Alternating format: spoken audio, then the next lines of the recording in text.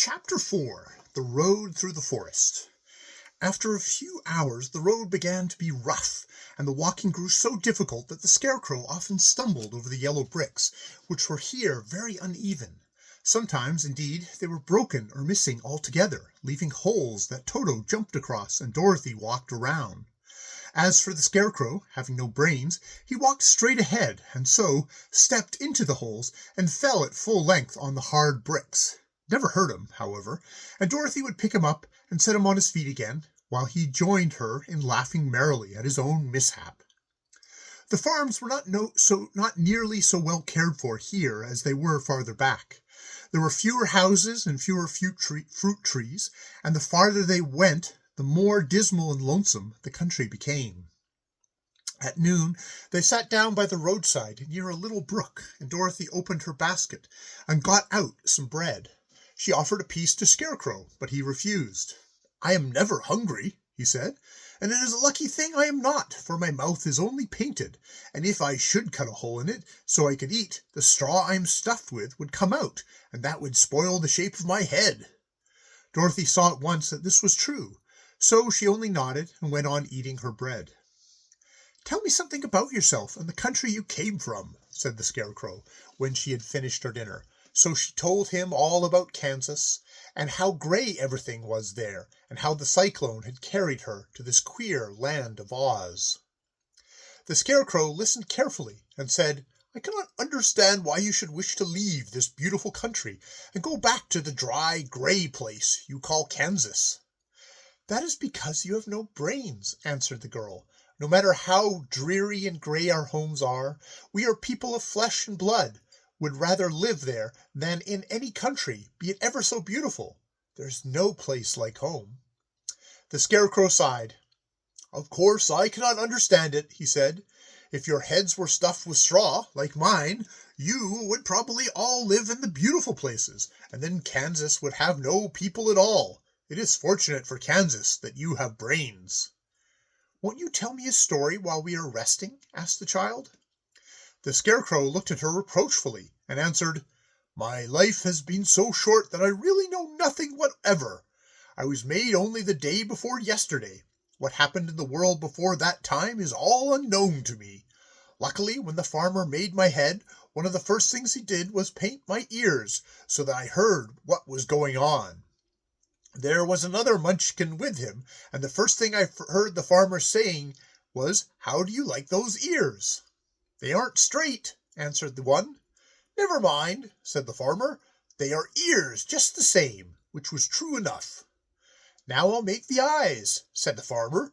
So he painted my right eye, and as soon as it was finished I found myself looking at him and at everything around me with a great deal of curiosity, for this was my first glimpse of the world." "That's a rather pretty eye," remarked the Munchkin, who was watching the farmer. "Blue paint is just the color for eyes." "I think I'll make the other a little bigger," said the farmer, and when the second eye was done I could see much better than before. Then he made my nose and my mouth. I did not speak, because at that time I didn't know what a mouth was for.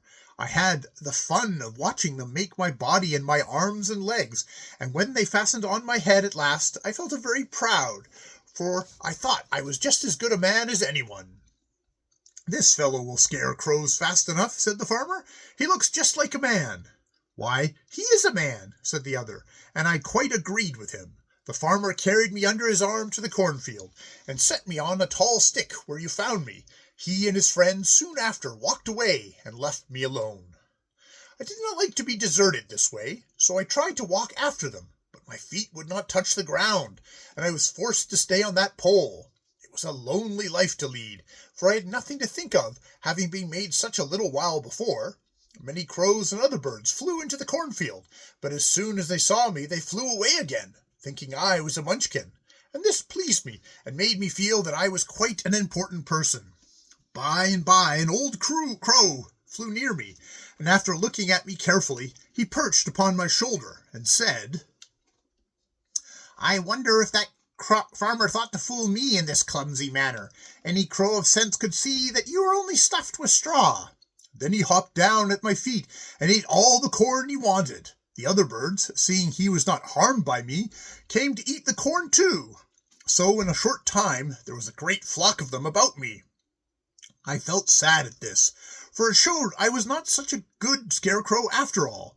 But the old crow comforted me, saying, "If you only had brains in your head, you would be as good a man as any of them, and a better man than some of them. Brains are the only thing worth having in this world, no matter whether one is a crow or a man." After the crows had gone, I thought this over, and decided I would try hard to get some brains. By good luck, you came along and pulled me off the stake, and from what you say, I am sure the great Oz will give me brains as soon as we get to the Emerald City. "I hope so," said Dorothy earnestly, "since you seem anxious to have them." "Oh, yes, I am anxious," returned the Scarecrow. "It is such an uncomfortable feeling to know one is a fool." "Well," said the girl, "let us go," and she handed the basket to the Scarecrow. There were no fences at all by the roadside now, and the land was rough and untilled. Towards evening they came to a great forest where the trees grew so big and close together that their branches met over the road of the yellow brick. It was almost dark under the trees, for the branches shut out the daylight, but the travelers did not stop and went on into the forest. "If this road goes on, it must come out," said the Scarecrow, "and as the Emerald City is at the other end of the road, we must go wherever it leads us." "Anyone would know that," said Dorothy. "Certainly, that is why I know it," returned the Scarecrow. "If it requires brains to figure it out, I never should have said it." After an hour or so the light faded away, and they found themselves stumbling along in the darkness. Dorothy could not see at all, but Toto could, for some dogs see very well in the dark, and the Scarecrow declared that he could see as well by day. So she took hold of his arm and managed to get along fairly well. "If you see any houses or place where we can pass the night," she said, "you must tell me, for it is very uncomfortable walking in the dark." Soon after, the Scarecrow stopped. "I see a little cottage at the right of us," he said, "built of logs and branches. Shall we go there?" "Yes, indeed," answered the child. "I am all tired out." So the Scarecrow led her through the trees until they reached the cottage, and Dorothy entered and found a bed of dried leaves in one corner. She laid down at once, and with Toto beside her soon fell into a sound sleep. The Scarecrow, who was never tired, stood up in another corner and waited patiently until morning came.